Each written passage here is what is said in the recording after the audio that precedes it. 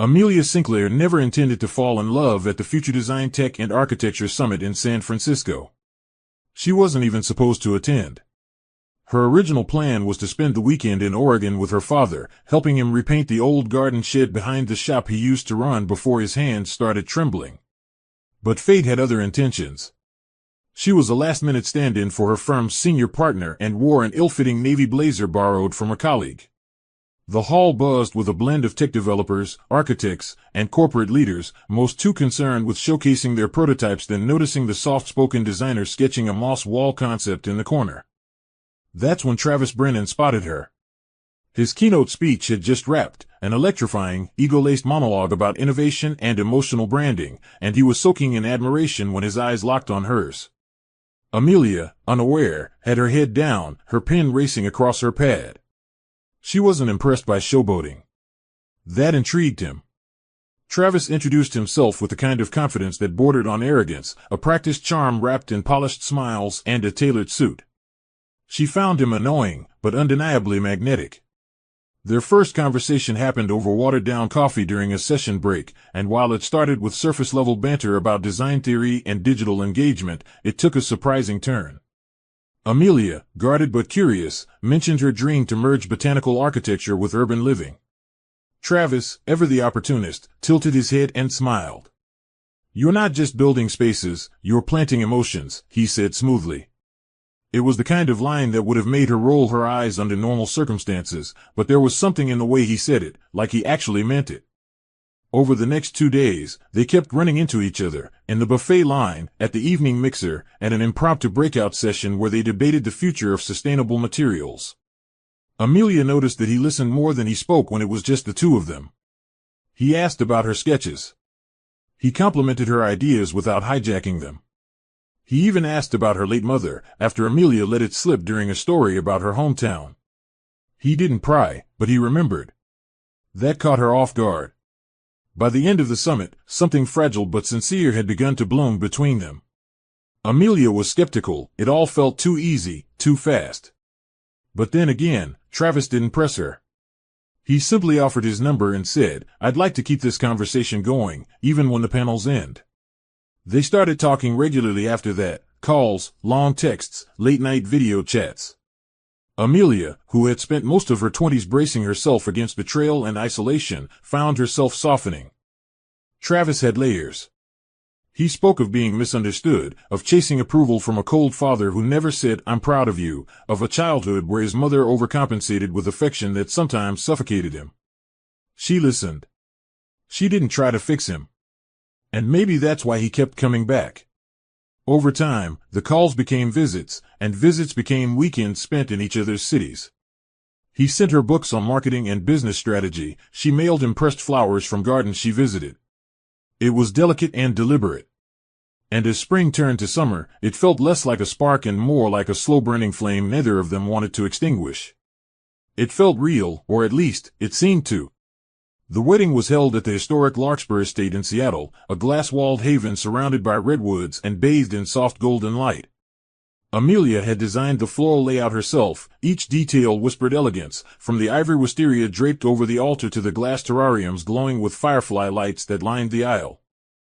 Guests murmured about how breathtaking everything looked, how the bride glowed in her minimalist gown with off-shoulder silk and delicate vine embroidery. But beneath Amelia's calm smile was 1,000 whispers of doubt, none loud enough to stop her heart from racing as she walked toward Travis. Her father, Nathan, gave her away with a firm squeeze and whispered, "If she ever comes back to life to see this day, your mother would say, 'You built your own garden, sweetheart.'" Tears welled up in Amelia's eyes, but she smiled through them. Travis stood confidently in a charcoal tuxedo, smirking slightly like he knew the cameras were already catching his best angles. Yet when he looked at Amelia, there was a flicker, just a flicker, of something softer. She didn't know it at the time, but it wasn't love. It was possession. He believed she was a prize he had won. The vows were carefully written, each word a thread pulling them into what was supposed to be forever. Amelia spoke from the heart, about growing up father-anchored and mother-hungry, about finding peace in sketchbooks and purpose in planting beauty into empty spaces, and about how Travis reminded her to dream louder. Her voice trembled only once, when she promised to choose love even on days when it felt hard. Travis, in turn, delivered a speech-like vow that drew chuckles and sighs. He compared her to his muse, his miracle, and his missing link. It was theatrical, perfectly delivered, and emotionally stirring to anyone who didn't know better. Amelia smiled through it, even as a strange coldness gripped her. He kissed her before the officiant could say "you may," and the crowd laughed. The reception was even grander, crystal chandeliers, violin quartets, and speeches that painted Travis as a golden boy rising through the ranks of influence. But in all the sparkle, only Nathan noticed the shadows in his daughter's eyes. Isabel, seated beside him, leaned over and said softly, "She looks like she's holding her breath." Later that evening, after the cake had been cut and the sparklers had dimmed, Amelia stood barefoot on the balcony of the bridal suite. The city twinkled beneath her like a dream she hadn't asked for. Inside, Travis was still laughing with his friends over champagne, his voice echoing through the hall like a victorious anthem. Amelia looked down at her hands, the same ones that had drafted blueprints, planted tulips, brushed her father's hair after his surgery. These were hands that built things. And yet, today, she'd built a life she couldn't name. She didn't regret the marriage, not yet. She believed in love. She believed in people. And she still believed, naively, that Travis had depths she hadn't yet reached. What she didn't know was that Travis didn't see depth the way she did. To him, people were chapters he wrote and discarded, characters in his self-published novel of success. He didn't marry Amelia because he saw her as his equal. He married her because the world did. Because she made him look evolved. That night, as Amelia closed the curtain and turned away from the view, she told herself that love was a choice they'd make again and again. What she didn't realize was that one of them had stopped choosing it long before the vows were even written. Amelia had always found healing in soil. Before blueprints, before sketches, before she learned to scale walls on software or decorate them with curated light, there was her mother's garden. After the honeymoon, Travis dived straight into back-to-back speaking engagements and corporate dinners, while Amelia asked for quiet. She didn't want the limelight or the photo ops, she wanted roots. Using a small inheritance her mother had left in a locked garden trust, she purchased a neglected plot on the city's edge, a triangular patch of land that used to be a parking lot, now covered in weeds and the whispers of what it once was. There, Amelia began to build a studio. Not an office. Not a showroom. But a studio made of glass and wood, with open-air corridors, climbing ivy, and a greenhouse that doubled as a sketching loft. She called it Whispering Earth. It was her quiet rebellion against the noise of Travis's world. Every day, while Travis traveled and courted attention, Amelia slipped into boots and gloves, planting her hands in the dirt and watching something beautiful grow from scratch. The studio would serve as her sacred space, a home for clients who believed in storytelling through nature, and a sanctuary from a marriage that was slowly becoming all sparkle and no soil. It was during one of those long workdays, knees muddy, hair in a scarf, that Isabel Monroe showed up, carrying a brown paper bag and her usual smirk. "You really do like making beauty where nobody's watching," she teased. Isabel had been Amelia's best friend since college, ever since they'd both fought over the last spot in a public speaking class and ended up becoming roommates. She was the opposite of Amelia in every way, loud, cynical, fiercely loyal, and fiercely heartbroken after her ex-husband left her for a younger coworker with a podcast on spiritual intimacy. The betrayal had left Isabel raw but wiser. She and Amelia sat in the shade, eating sandwiches while the wind rustled through the garden bed. "Does he ever ask you what you're building?" Isabel asked softly, her tone more observation than accusation. Amelia paused. "He asks about the profits," she replied, avoiding eye contact. "He thinks I should brand the studio as a luxury eco-retreat or pitch it to influencers. But this isn't for Instagram." Isabel nodded. "And does he know that?" Amelia didn't respond. A butterfly danced past them and landed on Amelia's shoulder, and she smiled bitterly. "He thinks the garden is cute," she added after a long pause. "Like a hobby. Like I'm playing house." Later that week, Amelia returned to the garden alone and found herself sitting in the greenhouse, sketching in silence as dusk painted shadows on the glass. She stared at a line she couldn't get right. Her pencil had paused on the figure of a woman reaching toward the sky, arms outstretched, but the expression wouldn't come. Frustrated, she flipped the page, and as the pencil touched paper again, she began drawing a new outline, an arched trellis, strong yet elegant, framing a walkway of moss and forget-me-nots. It reminded her of her mother, Evelyn.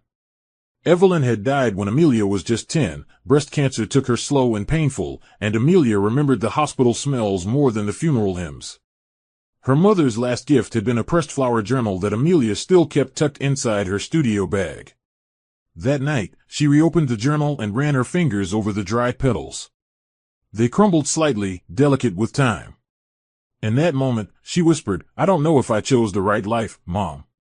Outside, the wind blew softly, bending the trees as if they too were uncertain. The garden she built wasn't just a business. It was her anchor. Her memory vault. Her quiet scream into a world that had begun demanding she smile, submit, and sparkle. And though she hadn't realized it yet, the garden would become more than her refuge. It would become her weapon. Travis Brennan's world was made of mirrors and microphones.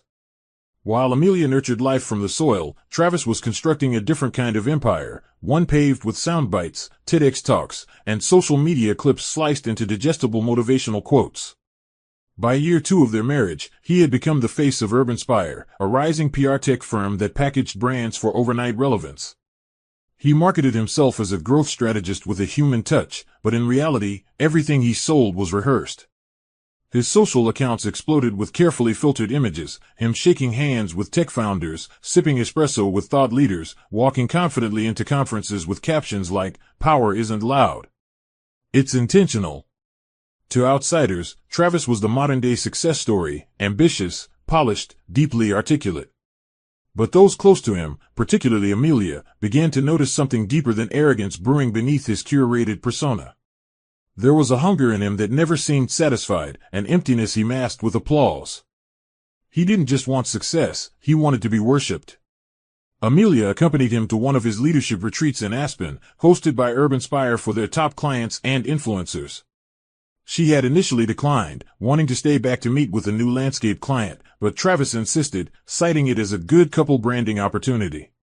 The resort was opulent, all glass and snow and egos wrapped in designer snow gear. Amelia wore a simple cream turtleneck and snow boots she'd owned for years. She didn't fit in, and Travis didn't bother hiding it. "Next time, bring something more flattering. This crowd notices everything," he whispered before they stepped into the lodge. Inside, Amelia found herself surrounded by shallow conversations and deeper schemes. Travis flourished. He knew everyone, or pretended to. He kissed cheeks, made champagne toasts, and introduced Amelia as his brilliant, earthy half who keeps me grounded. It sounded sweet, but to Amelia, it felt like a polite insult. During one of the breakout panels, Amelia stepped outside for air and overheard 2 women giggling over Travis. One referred to him as the keynote daddy, the other replied, "I bet his wife is just a placeholder." Amelia didn't flinch, but something inside her recoiled. When she rejoined the group, Travis was already deep in conversation with a statuesque woman with icy blue nails and a voice like melted sugar. Her name was Sasha Whitmore. Sasha had the kind of presence that demanded attention without asking for it. She wore fur-lined boots and a cropped sweater that clung to her body like confidence itself.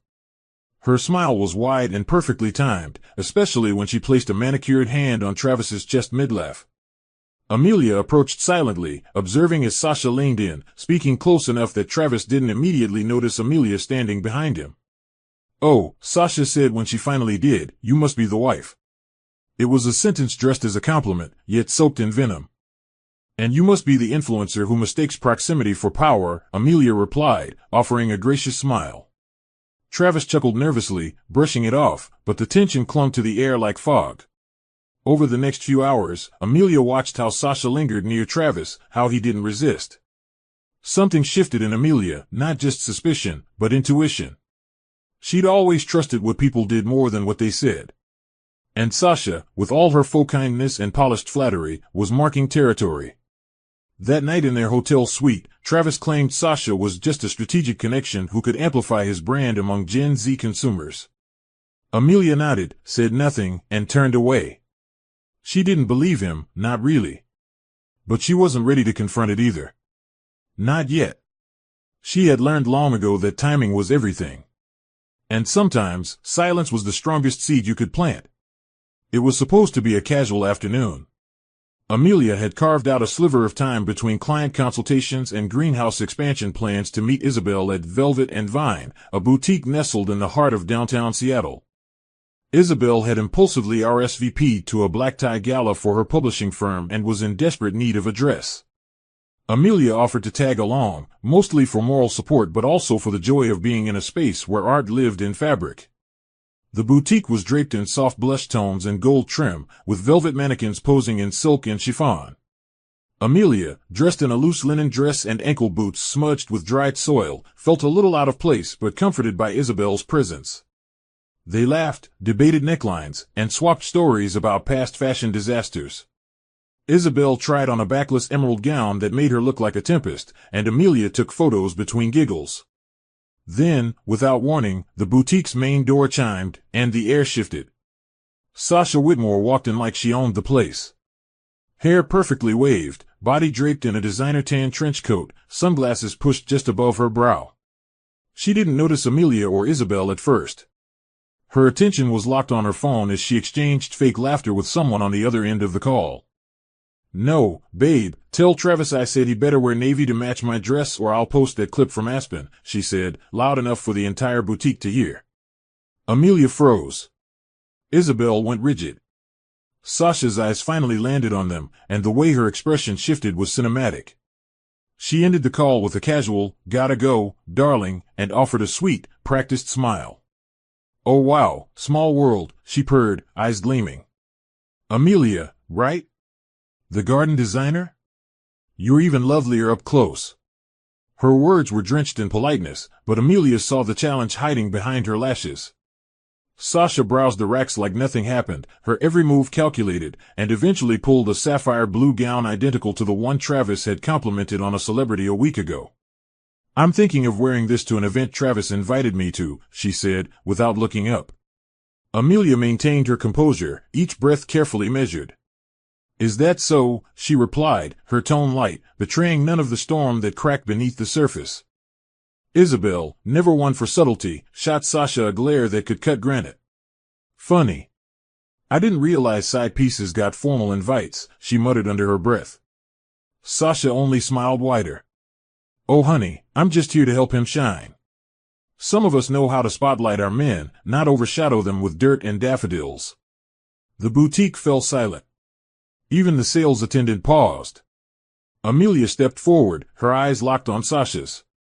"Then you should know," she said softly, "that real women don't need spotlights, they bloom even in the dark."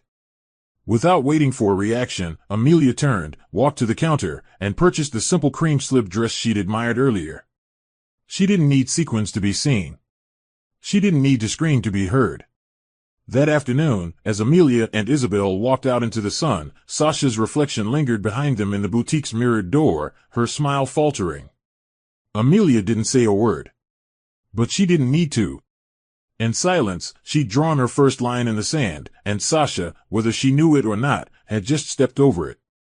Gloria Brennan arrived unannounced on a Friday morning, carrying a bouquet of orchids and a heart full of intentions wrapped in sugar.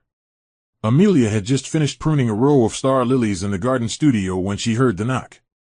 The orchids should have been a warning. Gloria hated flowers. Claimed they were messy, seasonal distractions. But today, she brought them as a peace offering, though her tone immediately stripped the gesture of sincerity. "I thought I'd surprise my favorite daughter-in-law," she chirped, stepping inside without waiting for permission. Amelia kept her voice calm as she offered her a seat and a cup of chamomile tea. The last time they'd spoken was at the wedding, where Gloria whispered, "Don't get too comfortable, dear. Travis is used to high expectations." Since then, she'd only sent the occasional birthday text or forwarded Bible quote with no context. Amelia had long accepted that Gloria saw her as insufficient, too quiet, too grounded, too unremarkable for the golden son she raised. Still, she remained respectful, if only for peace. They sat in the garden studio, surrounded by climbing roses and the smell of fresh soil, yet Gloria's presence made the space feel cold. She smiled as she looked around, eyes scanning the space like an investor, not a guest. "You know," she began, swirling her tea without drinking it, "I've been following Travis's latest campaigns. His face is practically everywhere. Forbes, Business Today, those podcasts for young entrepreneurs. He's becoming the man I always knew he could be. Amelia nodded, listening, her hands gently smoothing a folded sketch. He's worked hard, she said simply. Gloria leaned forward, her voice dipping. Which is why I worry. He needs someone who understands his world. Someone who amplifies it. The implication hung thick in the air. This garden, while lovely, isn't exactly setting the business world on fire, is it? Gloria added with a thin smile. Maybe you should consider scaling back. Focus more on being present for him. Don't let ambition make you forget your real job. Amelia didn't flinch. She had mastered the art of letting venom sit undisturbed. And what exactly is that job, Gloria? She asked politely. Gloria's lips curled. Keeping him sharp. Keeping him elevated. Keeping him satisfied. After Gloria left, the air in the studio felt stale despite the open windows. Amelia sat on the garden bench her father had carved from reclaimed wood and stared into the herb patch. She didn't cry. She didn't vent. She simply replayed the conversation, dissecting every line like an architectural flaw in a foundation. Gloria wasn't just protective, she was territorial. She viewed Travis not as a son, but as a legacy. And Amelia? She was just the accessory Gloria believed hadn't earned her place. For months, Amelia had bitten her tongue, thinking perhaps Gloria's approval would come in time. But that day confirmed a truth she'd long suspected. No matter how gracefully she carried herself, she would never be enough in Gloria's eyes. Still, Amelia didn't plan to fight fire with fire. She was her mother's daughter. She knew patience could carve through granite better than rage. That afternoon, she called her father. They spoke about tomatoes and weather and a book Nathan was rereading, but as they talked, Amelia realized she didn't need Gloria's validation. What she needed was clarity. And something about that conversation, about Gloria's veiled insults, about Travis's silence regarding his mother's toxicity, planted a seed in her. It was still small, still forming. But it would grow. And when it did, it would uproot everything. The invitation arrived in a black matte envelope embossed with gold foil, extravagant, unnecessary, and unmistakably Travis. It was for the Urban Luminary Gala, an exclusive charity event hosted by UrbanSpire to honor visionary leaders in branding and tech innovation. Amelia received it one rainy afternoon while sketching beside the greenhouse. At first glance, she thought it was another one of Travis's press invites, the kind she usually ignored. But this time, her name was printed beside his in elegant cursive, Mr. and Mrs. Brennan, visionary couple honorees. She stared at the words in disbelief. She had not been consulted. Not about the gala. Not about being paraded as a prop in his corporate image. Minutes later, Travis called, not to ask for her input, but to inform her. It's great PR, he said casually over speakerphone as he prepped for an interview. You being there makes me look balanced, humble, grounded. People eat that up. Amelia's breath stilled. She was being curated, styled, displayed. Like a bonsai in a boardroom. It's for charity, he added quickly. You love causes, right? She said nothing for a moment, then replied, will Sasha be attending? The question sliced through his confidence. She's part of the influencer team, he replied, after a pause too long. But it's not like that, Amelia. Rather than argue, Amelia chose silence. That week, she threw herself into preparing her latest garden-to-gallery exhibition, titled Resilience in Bloom, where she showcased interactive installations blending plant life and memory, each display representing a personal loss and rebirth. The project was deeply emotional for her, but Travis didn't ask about it. Didn't attend the preview. Instead, he sent a text minutes before the show, don't forget to get something elegant for the gala. Black or navy works best for photos. It was then that Amelia understood fully, he didn't see her work.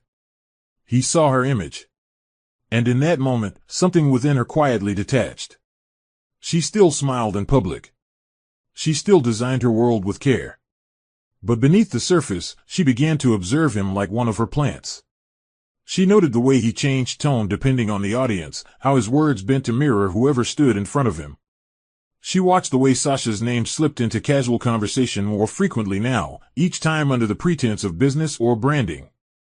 Sasha was in the gala planning committee, overseeing influencer coverage. Amelia was told to be civil. The message was loud and clear. She wasn't just being invited to support Travis. She was being summoned to play her part in a game she never agreed to. Amelia eventually agreed to attend, but on her own terms. She spent 2 days tailoring a floor-length silk gown the color of moss under moonlight, soft but striking, rooted in her essence. When the gala night arrived, the venue was a glass-domed museum adorned with LED pillars and digital billboards showcasing Travis's quotes in rotation. Inside, champagne flowed, cameras flashed, and Travis soaked in adoration like a man starved for spotlight. Amelia walked in quietly beside him, her presence commanding without being loud. The whispers followed. "Is that his wife? She's prettier in person. Didn't know she had style like that." But Amelia didn't flinch. She glided through the crowd with grace, exchanging polite nods but never lingering. Sasha made her entrance an hour later, wearing the same sapphire gown Amelia had seen her buy at the boutique. Their eyes met briefly. Sasha smirked. Amelia tilted her head slightly, then looked away as though Sasha were merely a breeze passing through. But behind the calm facade, Amelia began to connect dots. She noticed how Sasha's bracelet matched the one Travis claimed was a brand gift. How they shared glances when they thought no one was watching. She didn't confront him that night. Instead, she watched. She gathered. She waited. The garden had taught her that some things needed time, roots, evidence, intent. And when the time came, she wouldn't simply react. She would rebuild the battlefield entirely, and make sure every step he took would feel like sinking into soil too soft to hold him. The morning after the gala, the apartment was unusually quiet. The kind of silence that wasn't peaceful, but cautious, calculating, almost rehearsed. Travis had left early for a podcast recording in Bellevue, his cologne lingering behind like the ghost of intention. Amelia moved through the penthouse slowly, methodically, watering the potted bonsai he kept near the windows but never cared for. As she adjusted the blinds to let in soft light, her eyes landed on his laptop still open on the kitchen island, something Travis never forgot. He was obsessed with digital privacy, password-protected everything, Face ID, encrypted notes. But there it was. Still logged into Zoom. The last meeting had ended just minutes ago. She hesitated. Her stomach tensed, not from suspicion, but from that deep, unnamed instinct that blooms when truth is close enough to touch. Slowly, carefully, she clicked the recent meeting tab. A thumbnail popped up, muted, paused at the end screen. For a moment, she hovered, torn between the safety of not knowing and the dread of discovery. Then she clicked play. The video buffered for 3 seconds, then flickered to life. There, on screen, was Sasha. Lounging on a beige chaise, sipping something amber from a crystal tumbler. "You know," she laughed, tossing her hair back, "your wife may have been born with taste, but she dresses like a garden hose. You should thank me for pulling you out of the mulch." Travis laughed, genuinely. That laugh, the one Amelia used to think was reserved for her. He sat in a sharp navy blazer, tie undone, eyes half-lidded with arrogance. "She thinks she's building some floral empire," he said smugly, "but she's just a fancy gardener with a Pinterest obsession. No vision. No edge. I mean, Sasha, without me, she'd be lost, broken and wasted." Sasha cackled, leaned closer to the camera. "And when's the big discard happening? Or are we still pretending she's useful?" Travis smirked. "Soon. Once the sponsorship's clear and I get the investor deal signed. Can't risk her name being on anything by the time I make the jump. She doesn't know it yet, but her fairy tale ends before spring." Amelia stood frozen. Her breath caught somewhere between a gasp and a silent scream.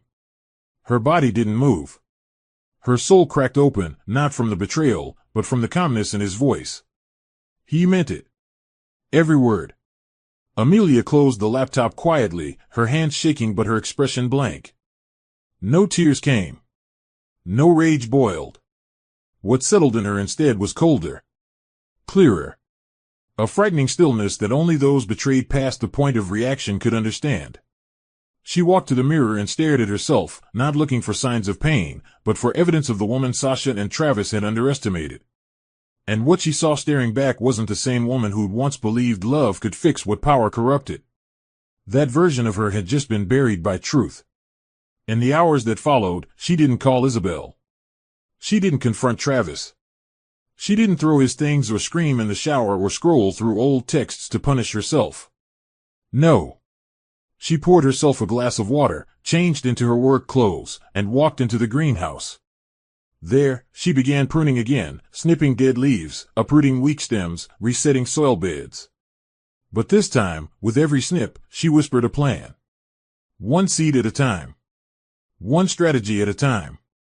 If he believed she'd be broken, lost, and wasted without him, then he had no idea what it meant to be reborn from ruin. He thought he was playing chess. But Amelia? She was redesigning the whole board. The morning after the video call, Amelia was a different woman, but only she knew it. She moved through the penthouse like a shadow dressed in silk, quiet, elegant, unreadable. Travis returned from his podcast tour with the same smug grin and a bouquet of overpriced roses, claiming the florist had made a mistake by sending red instead of white. Amelia smiled, thanked him, and placed them in a vase near the trash can, where she knew they'd wither quickly.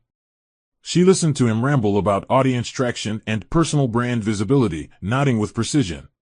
But inside, every word he said built a blueprint for his downfall. She began tracking his schedule, not to cling, but to map. She started noticing patterns, connections between names he casually dropped and news headlines involving shaky startups and shady investors.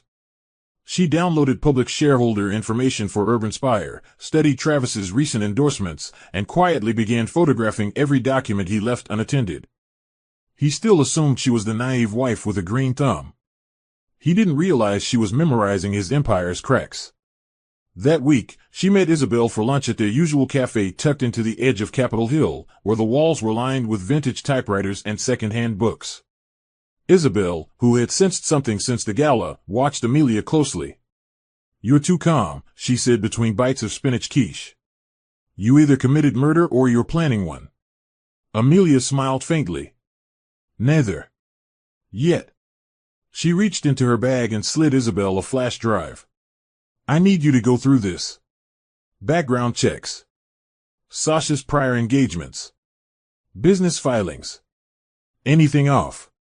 Isabel raised a brow but took the drive without hesitation. "You finally ready to burn this to the ground?" Amelia's voice was steady. "Not burn. Reclaim." Quietly. As they sipped tea, Amelia began to share snippets, Sasha's fake charity claims, her past scandals conveniently buried, her growing involvement in Travis's public brand. Isabel, ever the investigator with a minor in journalism, leaned in. "Give me a week." That night, Amelia returned home and greeted Travis with a kiss. He didn't notice her checking his emails while he showered. He didn't notice her memorizing names from his call logs. But the ground beneath him had already begun to quake. 3 days later, Isabel called her with urgency in her voice. "You're going to want to sit down," she said. Sasha, it turned out, was more than just a social climber. She had 3 pending lawsuits from former clients claiming fraud in brand partnerships. 2 of her influencer deals had been quietly settled, and her so-called eco-collab with a fashion brand had been exposed in a niche design forum as greenwashing. More importantly, she had a sealed bankruptcy from 5 years ago under a different last name, Sasha Klein. But the biggest discovery? Sasha had legally changed her name after being sued by a former employer for leaking trade secrets. She wasn't just manipulative, she was dangerous. "And Travis knows," Isabel added. "He's tied to her and shell companies. If UrbanSpire's board finds out, it's not just a PR issue. It's criminal." Amelia felt the air still around her. The cracks were no longer theoretical. They were here, visible, expanding, dangerous. But instead of fear, she felt a surge of control. Now she had leverage. Not just for revenge, but for justice. Sasha had underestimated her. Travis had discarded her in advance. Now, Amelia would take everything back, quietly, piece by piece, until all they had left was the ruin they once wished on her. Amelia was deep in the garden studio when the call came in. Her phone buzzed beside a tray of lavender cuttings, the name flashing across the screen, Charles Keaton, a high-end real estate developer and one of her newest clients. She had just submitted 3 conceptual blueprints for his Seattle penthouse redesign, each rooted in sustainable materials and botanical integration, her signature style. But Charles didn't sound impressed. He sounded furious. "I just received a cease and desist letter from UrbanSpire," he barked. "They're claiming your design work uses proprietary visual elements from their campaign assets. They're threatening legal action." Amelia's blood ran cold. "That's impossible," she said quietly. "Those are my original sketches. Inspired by a 19th century greenhouse layout. They predate any campaign UrbanSpire has ever run." Charles exhaled. "I believe you, but their legal documentation is detailed. They have copies of your sketches registered under Travis Brennan's media group. With timestamps." Amelia stood frozen, her hand gripping the phone tighter. She hadn't sent Travis any of those files. But she had worked on some of them late at night, from the penthouse, on her personal laptop, which had sync access through their shared home network. That night, after Travis had gone to sleep, she powered on her old MacBook and combed through file histories and system logs. There it was. A remote access timestamp during the Aspen weekend. A download from her sketch archive folder. She traced the IP, his device.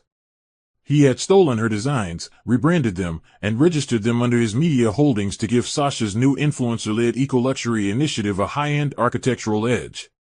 But he hadn't stopped there. He'd backdated the digital files, inserted them into UrbanSpire's campaign deck, and packaged it as his visionary contribution. Her work. Her vision. Now weaponized against her. Amelia felt the full sting of betrayal, not just as a wife, but as a creator. This wasn't a man trying to move on. This was a man trying to erase her. Destroy her professionally, slowly, and quietly. She realized then, this wasn't just about ego or infidelity. Travis saw her as an obstacle to the image he was curating. She had become inconvenient. Too capable. Too brilliant. Too independent to control. So he stole her fire and tried to burn her with it. But Amelia didn't break. Instead, she documented everything: screenshots, timestamps, cloud logs, access trails. She uploaded them to 3 separate encrypted drives and passed one to Isabel, one to her lawyer friend in Portland, and the last into a safety deposit box she registered under her late mother's name. She also made an anonymous complaint to the board of UrbanSpire using a burner email, attaching just enough technical details to raise questions but not enough to link it back to her. Then, with the same silence that had always unnerved Travis, she made an appointment with a licensing attorney to reassert rights over her original sketches. And when Travis came home later that night, carrying takeout and talking loudly about a podcast interview with Sasha, Amelia smiled. She listened. She played the part. She even toasted his brilliant expansion strategy. But as she watched him eat, oblivious to the storm gathering around him, her mind was already 3 steps ahead. He had taken her trust and framed it like a trophy. Now, she would take his pride and frame it like a lesson, one he would never be able to erase, rebrand, or spin. The first real clue came in the form of a deleted voicemail that Travis had forgotten to permanently erase. Amelia wasn't snooping, she no longer had to. Their shared phone account was still linked to the home system, and when a strange number kept recurring in the call logs during his business trips, she simply followed the trail. What she found was more telling than she expected. It was Gloria. Her voice, calm and syrupy, laced with that same passive-aggressive tone she'd used on Amelia since the wedding. "Sasha, darling, you're doing wonderfully," Gloria purred. "Just keep being present." Amelia's too self-absorbed with her plants and sketches to notice what's shifting. "Travis listens to you. You're shaping him into the man he was always meant to be." There was a pause. Then Sasha replied, a soft chuckle following.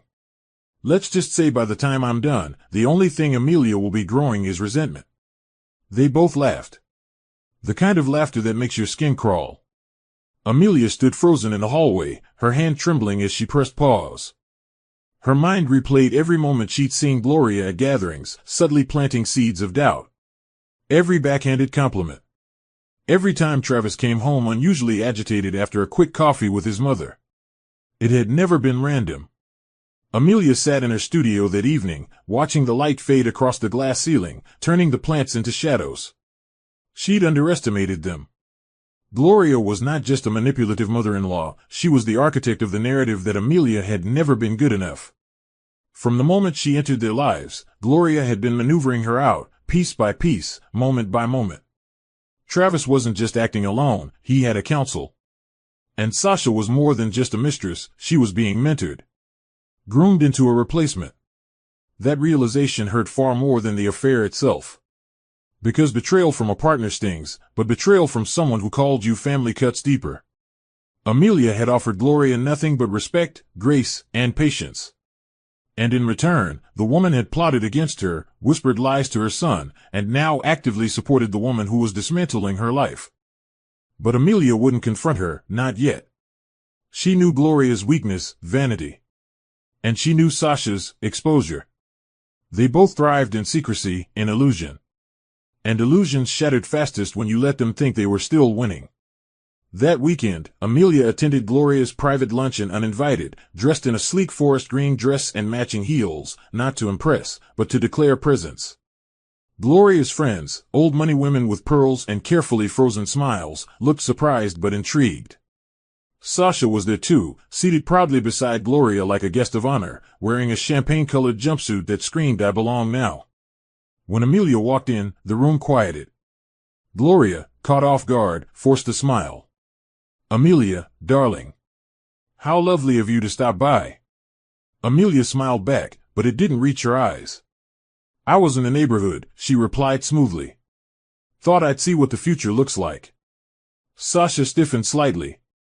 Amelia greeted each woman warmly, offering nothing but poise. She didn't mention the voicemail. Didn't mention the blueprint theft. Instead, she dropped subtle comments throughout the event, references to Sasha's lawsuits, her past scandals, all veiled in casual conversation, laced with insider detail only Sasha could catch. By the end of the lunch, Sasha's confident smile had begun to crack, and Gloria's proud posture had wilted beneath her facade. Amelia left gracefully, offering one final nod to Gloria. "It's good to see you surrounded by such integrity," she said sweetly. Then she walked out, heels clicking softly, the sound of a storm calmly brewing behind her. Neither Gloria nor Sasha realized they weren't playing chess anymore. They were dancing in a maze that Amelia had already designed. It was a Thursday evening when Amelia overheard the phone call that changed everything. Not in a dramatic, stormy confrontation, but in the kind of still, quiet devastation that peels the air from your lungs. Travis was home early for once, pacing their bedroom while speaking on speakerphone, believing Amelia had gone to her studio for the night. But she had returned, silently, through the garden entrance, her sketches left behind on the counter. She paused in the hallway as soon as she heard Sasha's voice laughing through the call. "She's still there?" Sasha giggled. "God, Travis. You're dragging this out longer than necessary." Amelia froze. She didn't breathe. She didn't blink. "It's almost done," Travis replied with that familiar silky arrogance. "I just need her to sign over the licensing rights to the rest of her projects. Once that's complete, I'll file for divorce. But it needs to look clean. Strategic. I've already informed the board that she's stepping away for mental clarity." Sasha snorted. "Mental clarity? Oh please, she'll be in therapy for years. She's too soft. Too naive. She'll crumble the moment she realizes what you've taken." Amelia remained in place, unmoving, unreadable. She pressed herself against the wall, her hand gripping the edge of the bookshelf as if it were the only thing anchoring her. Travis continued, his voice low now but no less cruel. "She's brilliant, sure. But she's emotionally fragile. Always has been. Her daddy issues, her garden dreams, it's all fantasy. Without me, she wouldn't know what to do with herself. She'd be lost, broken. Wasted." He laughed. That laugh, the same one she once thought was a melody reserved just for her. "I gave her a platform. I polished her. I made her presentable. And now? She's served her purpose. Sasha replied with a satisfied hum, the kind of sound that slithered through the phone like poison. Then finish it. And when you do, we'll host a proper launch. Just us. The real team. Amelia's vision blurred, but not from tears. From fury. Controlled. Frozen. Calculated. She backed away silently, returned to the studio, and closed the door. She didn't scream. She didn't cry. She sat at her drafting table, staring at the blueprint for her next gallery show. Then, slowly, she began altering the design. Not of the exhibit, but of the war. That night marked the death of who Amelia used to be. The kind-hearted wife who gave second chances, who believed in love's ability to evolve, who thought kindness could tame ambition. That woman was buried under every cruel syllable she heard through that phone. In her place emerged a version of Amelia the world wasn't ready for. A woman not only unafraid of silence but one who knew how to weaponize it. She didn't confront Travis.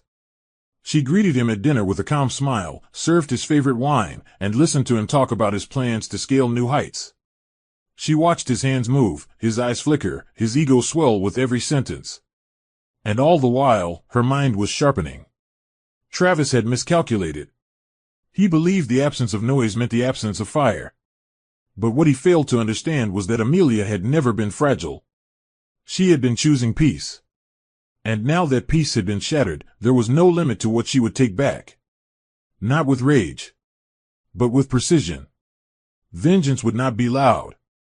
It would be graceful, deliberate, and absolute. And by the time Travis realized he was sinking, he'd already be too far under to call her name. The morning after the phone call, Amelia woke up before sunrise, not out of habit but by choice. The weight of what she had heard hadn't crushed her, it had carved her into something new. She stood at her bedroom mirror for a long moment, studying the quiet fury in her own eyes. Her silence had always been mistaken for softness, her patience for permission. Not anymore. With her phone in hand, she sent 3 emails. The first was to Isabel, with the subject line, "Activate everything." The second was to her licensing attorney with updated design logs and legal documentation confirming the timelines of all her original blueprints. And the third was to her accountant, a private, highly discreet woman named Terry, who had helped Amelia set up a separate financial identity years ago after one too many red flags in Travis's spending. Amelia requested immediate asset separation, a freeze on any co-owned business withdrawals, and an emergency trust transfer into an account under her mother's maiden name. By noon, the emails had been received, and the response was swift. Amelia wasn't just preparing for departure. She was preparing for takeover.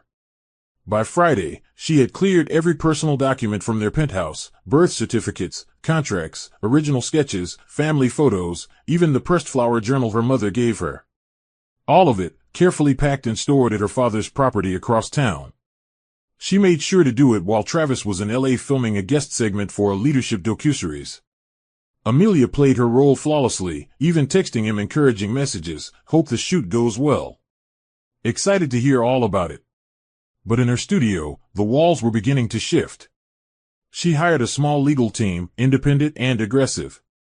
Through them, she began filing to reclaim her business under a new name, one that Travis didn't know, one she would relaunch once the dust settled.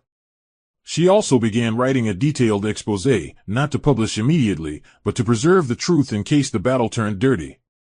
Every file she retrieved from his laptop, every leaked voice note, every time-stamped call and betrayal, she documented it all.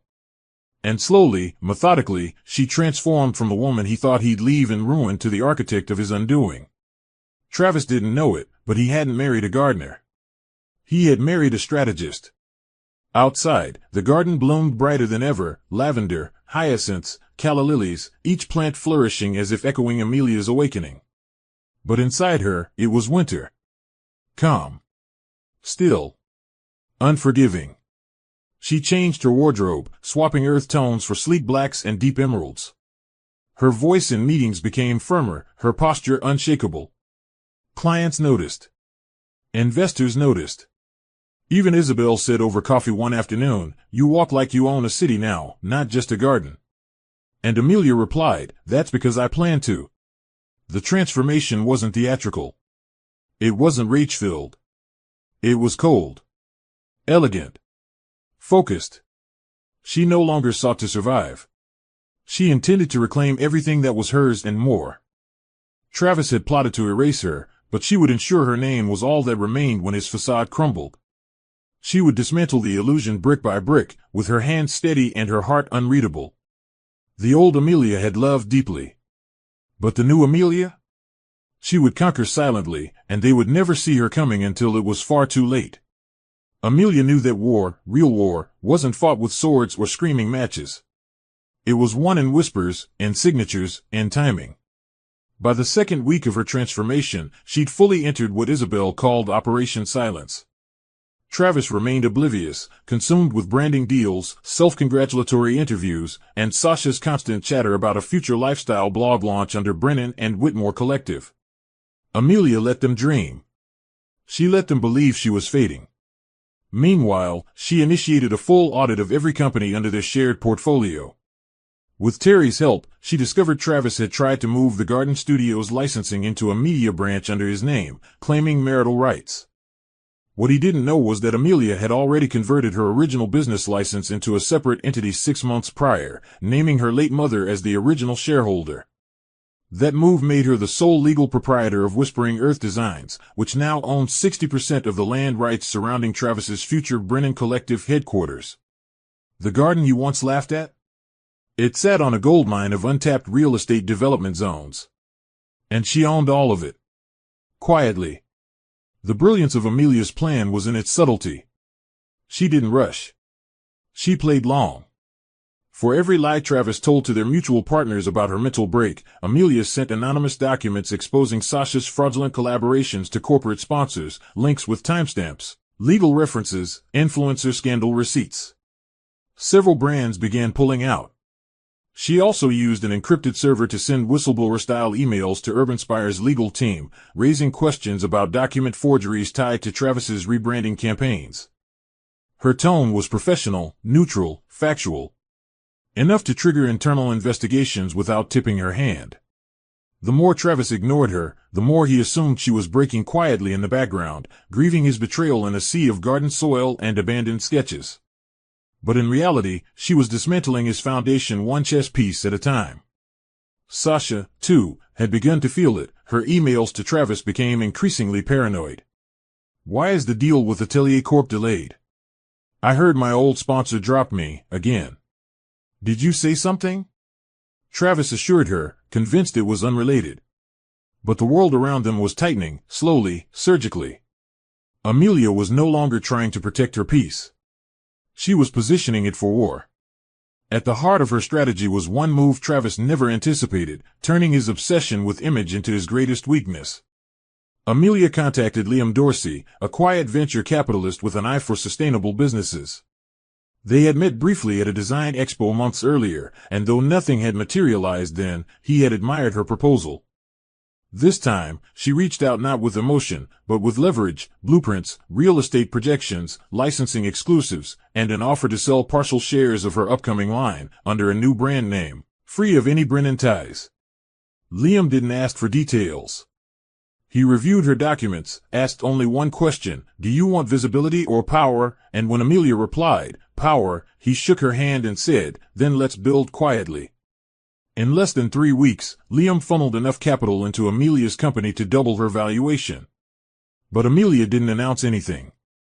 She let Travis walk around town like a peacock, bragging about Sasha, about his legacy, completely unaware that every contract he built was now walking on glass. Amelia had thinned herself. The chessboard had been flipped. And when the final move came, it wouldn't be with a bang.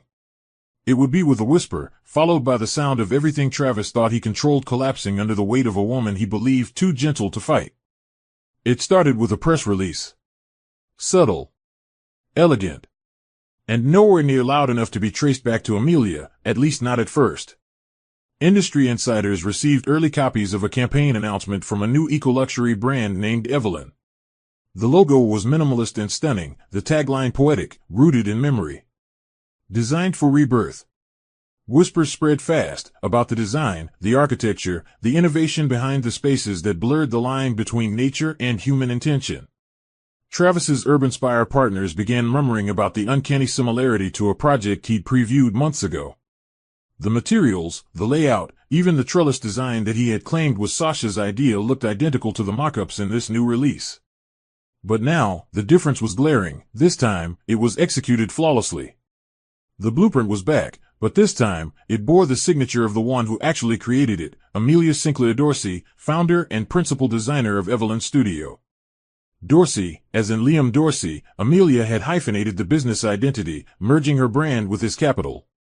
And suddenly, Travis was no longer the man who owned the future. He was the man who stole the past.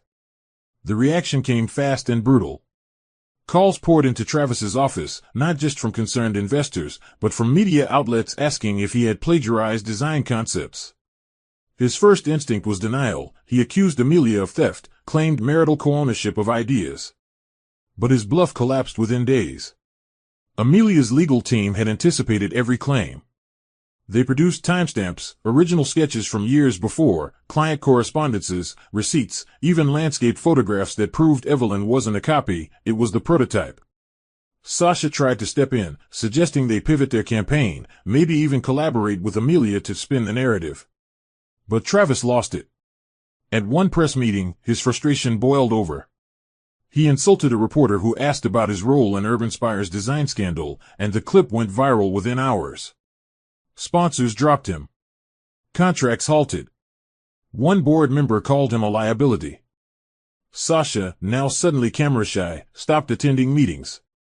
Behind closed doors, Travis fumed, pacing like a king whose crown had cracked. What he didn't realize was that Amelia had done more than reclaim a blueprint. She had reclaimed her identity.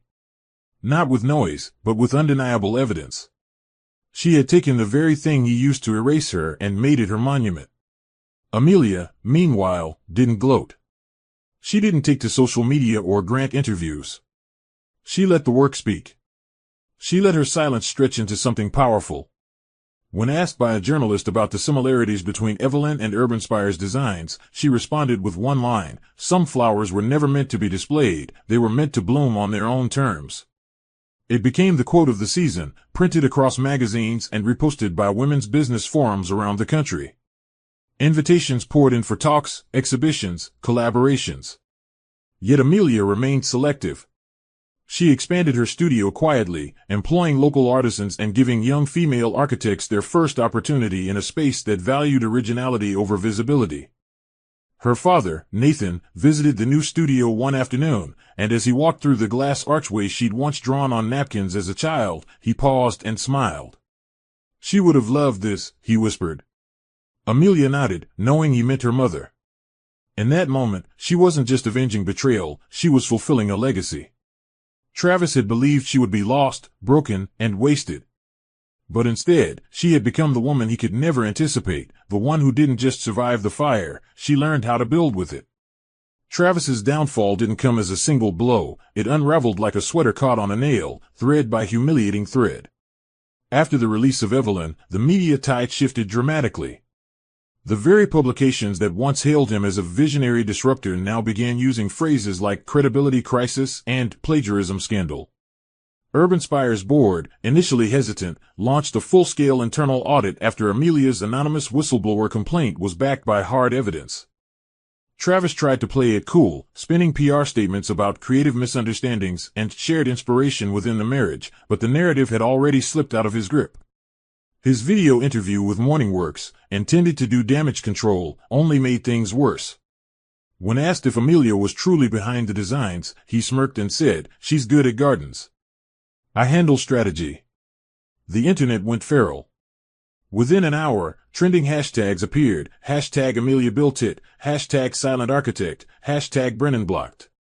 The comment sections filled with old photos of Amelia's early sketches, posted by former interns and friends who remembered her long before Travis had any vision. The final blow came from Sasha. Desperate to stay relevant, she faked a pregnancy announcement on social media, posting a photoshopped ultrasound and tagging Travis.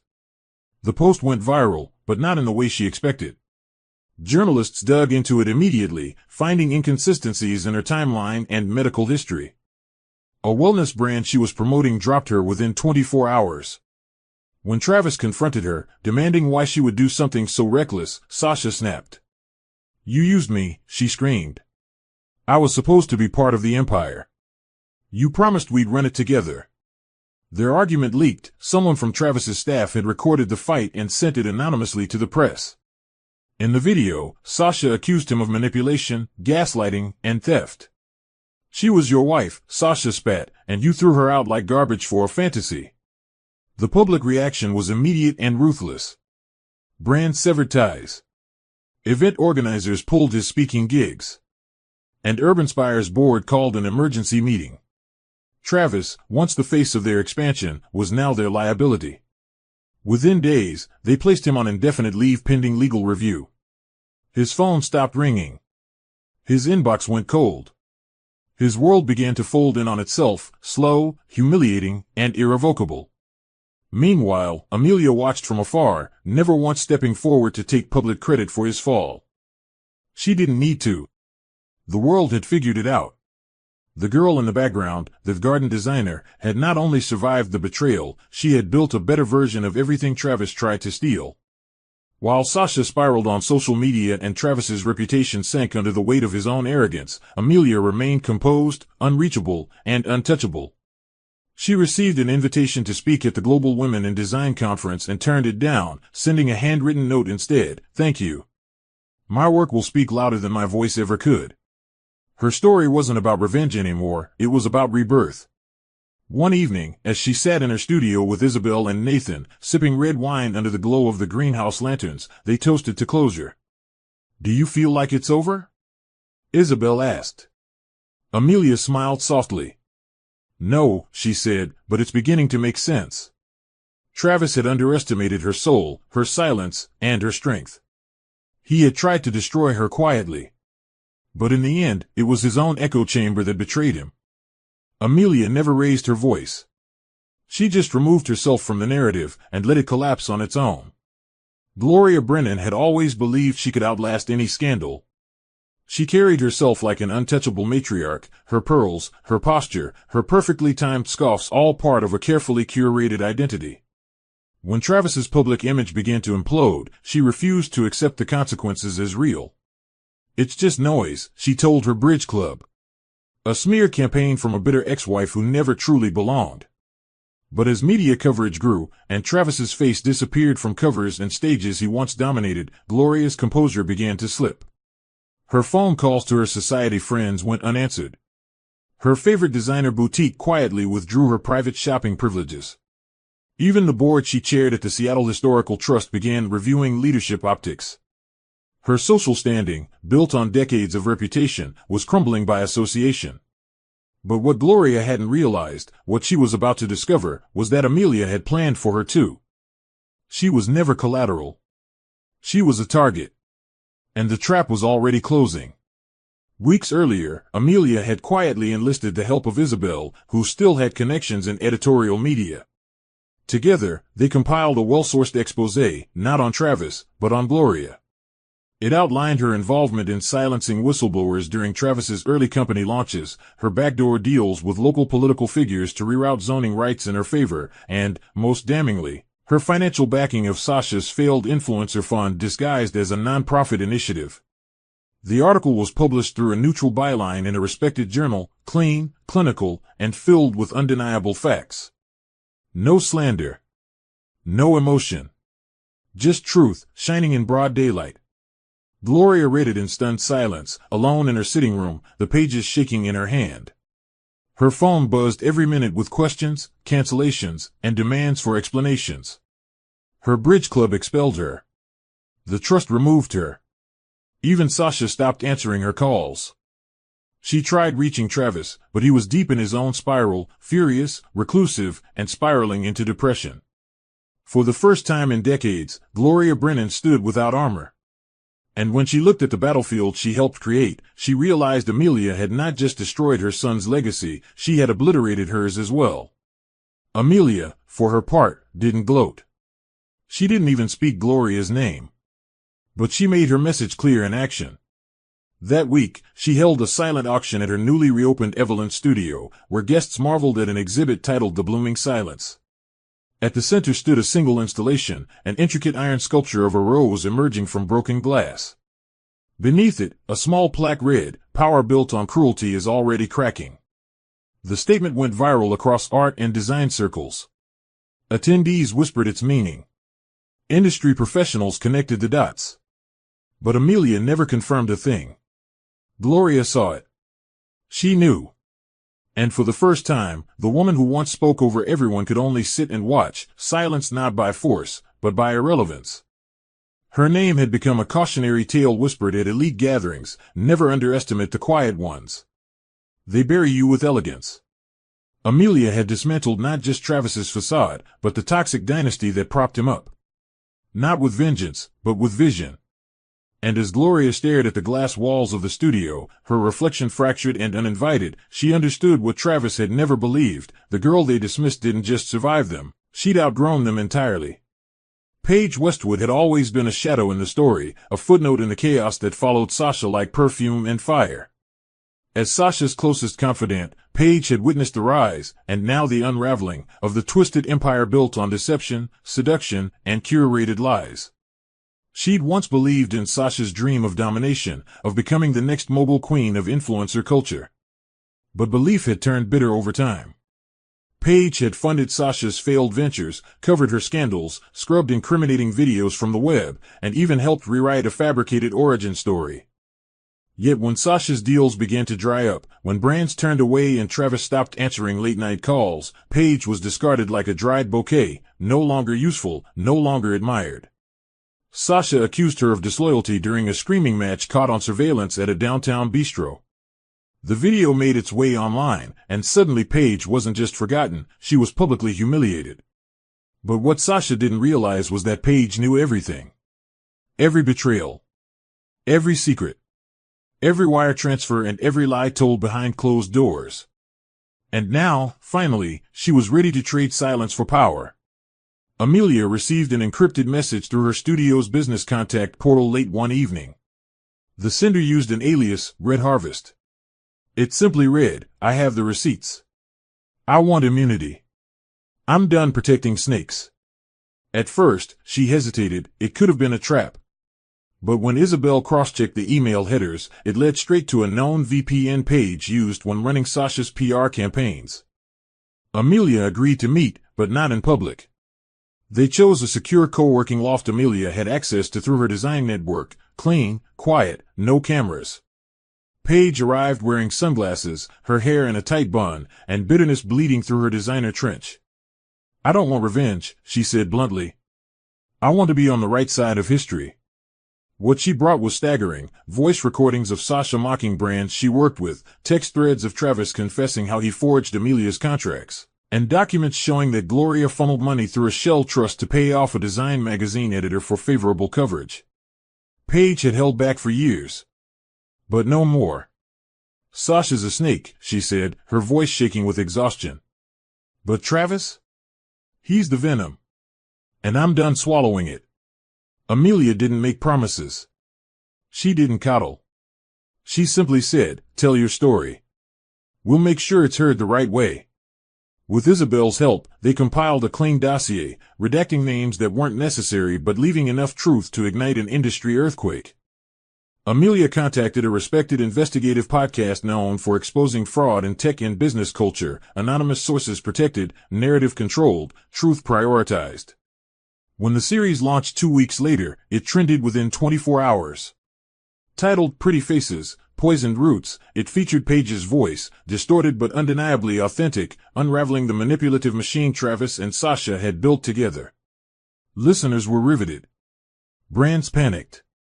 Urban Spire issued a public statement denying knowledge, but their stocks fell by double digits. Sasha tried to sue for defamation, but she had no case, her digital trail was too damning. Paige, once a silent enabler, became the unlikely whistleblower that tipped the balance permanently.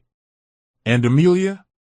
She remained invisible to the public eye, her name never mentioned, her fingerprints nowhere on the fire. But she watched from the shadows as the world finally saw the truth.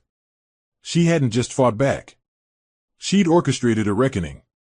And now, the final move was all that remained. It all came to a head inside the tall glass towers of UrbanSpire's downtown headquarters. The boardroom, usually buzzing with confidence and curated smiles, felt like a courtroom awaiting judgment. Travis sat at the head of the table, dressed in a navy blue suit that no longer carried the authority it once did. His eyes, once filled with bravado, now flickered with unease. For days he'd been swatting at scandals like flies, lawsuits, terminated contracts, anonymous exposés, but this meeting was supposed to be his redemption pitch. He'd prepared a slideshow, a recovery roadmap, and even pre-written statements for press release. But what he didn't prepare for was the betrayal sitting just 2 seats down. Liam Dorsey. Calm, collected, and not just an investor anymore, but the new majority shareholder, thanks to a quiet transfer of shares from other frustrated investors. And beside Liam, in a tailored onyx dress, sat Amelia, her first time in this boardroom. Her presence was not announced. Her name not on the agenda. But when she slid a folder across the table marked intellectual property violations, proof of origin, the room stilled. She didn't look at Travis. She didn't have to. The checkmate had already been made. "What is this?" one of the board members asked, thumbing through the documents. It was all there, every stolen design, every forged timestamp, every manipulated contract. Backed by legal affidavits, digital forensics, and now Page's confession. One by one, the suits around the table exchanged nervous glances, whispering and scribbling notes. Travis reached for the folder with trembling hands, skimming through the pages that outlined his own calculated deception. "This is slander," he barked, voice cracking. "She's just bitter. This is revenge." But Amelia finally spoke, voice like steel wrapped in velvet. "No. This is clarity. You didn't just steal from me, Travis. You tried to erase me. But you forgot, blueprints don't lie." Liam added calmly, "We've reviewed everything. UrbanSpire is at risk with you at the helm. Effective immediately, you're being removed as CEO." Travis stood, stunned. "You can't do this." The board chair replied, "We just did." And just like that, the man who once saw himself as invincible was rendered irrelevant, stripped of title, power, and control, all while the woman he tried to break sat still, unshaken, and unstoppable. After the meeting, Amelia didn't linger. She walked out of the tower with Liam beside her, the Seattle skyline glittering ahead like a new promise. "You sure you don't want to say anything to the press?" he asked, holding the elevator door. Amelia shook her head. "Let them wonder. It's louder that way."